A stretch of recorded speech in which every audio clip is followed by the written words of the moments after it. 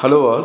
In this particular video, I am actually going to explain what are all the potential reasons for the failure of agile transformation, because many of them generally try to look into the success patterns or the case studies so as to prepare for a interview or for a real time experience.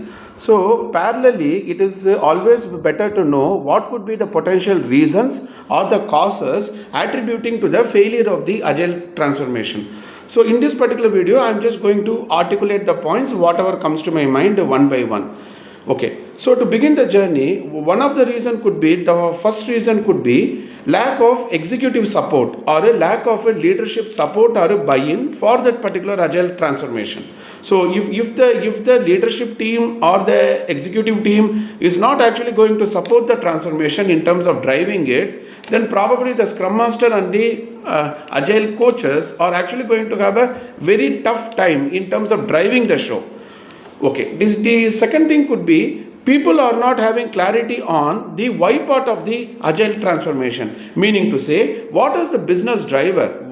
What is the business driver and for what purpose I am actually doing this particular agile transformation, and what is the business outcome that I am trying to achieve. So the definition of a success for the agile transformation, if it is going to lack some clarity and if you are not able to create a consensus, most probably that particular transformation is actually going to fail. Okay.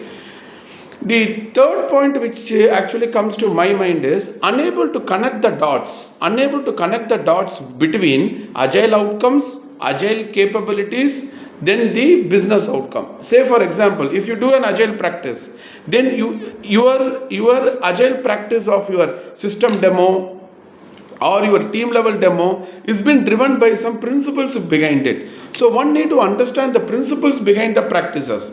So if someone is unable to tie the knot or actually connect the thread between the agile practices, agile capabilities, agile outcomes, and then to the business outcome, yes, that particular transformation is actually going to fail.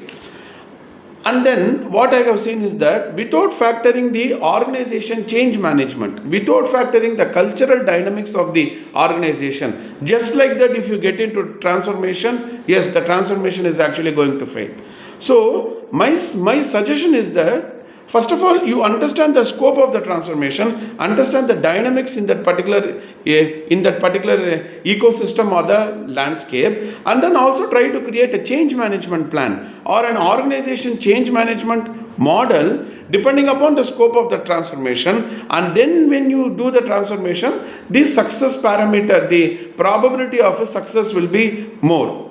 Okay. The another reason for which the transformation is going to fail is generally people have the mindset, since they have outsourced the transformation, they will think that okay, we are not part of the transformation because that particular outsourced team will take care of the transformation. Why is that I need to participate in this particular transformation journey? So not investing sufficiently in the people, not creating understanding of the vision, the mission, the roadmap, consensus, clarity, all these things are definitely going to attribute to the failure of the agile transformation, of course in varying proportions.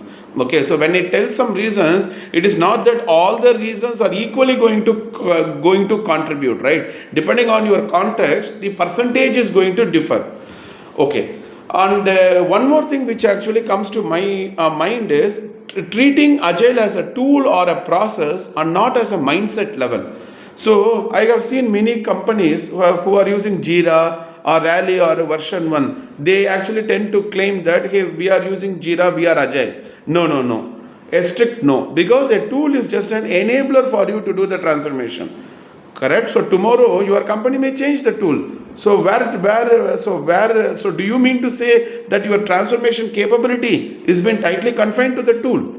Right? So having a process agility is something different from an enterprise agility, and having a good grip on the tool does not necessarily mean that we have actually achieved the milestone of doing that transformation.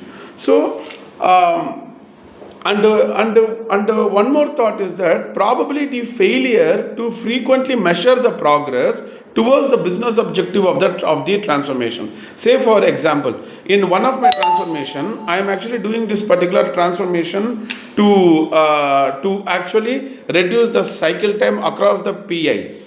Because once I decrease the cycle time, the lead time will also get compressed and probably the throughput is going to increase, right? So if I'm not having some metrics, some structures, some processes and procedures, wherein if I am unable to measure the progress towards the intended or the envisaged business objective of the transformation, definitely that is also going to contribute to the failure of the transformation. Okay, I have some more thoughts and some more reasons also. Probably I will send it through a LinkedIn post, or I will once I'm done with my thought paper or a white paper, probably I can share it. And just to mention something, I am presently writing a book which is going to really facilitate Scrum Masters and Agile coaches purely from an interview point of view, wherein I am actually consolidating almost 150 questions and answers, and most importantly the context behind the answer.